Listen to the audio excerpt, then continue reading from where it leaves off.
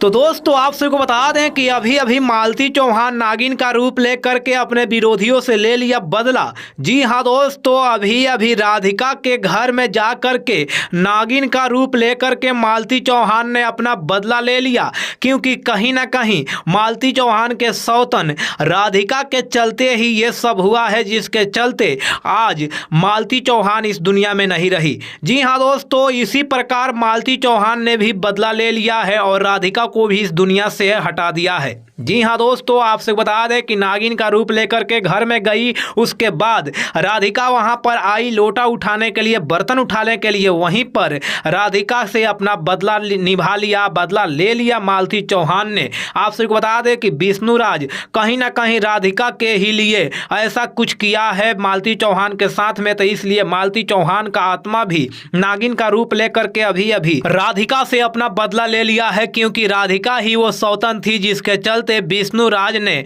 आज मालती चौहान के साथ में ये किया और उसके बाद फंदे से लटका दिया अपने आप के बचने के लिए। लेकिन विष्णुराज तो गिरफ्तार हो चुके हैं, उसका सजा तो उसे मिल चुका है, लेकिन राधिका को अभी अभी मालती चौहान ने सजा दे दिया।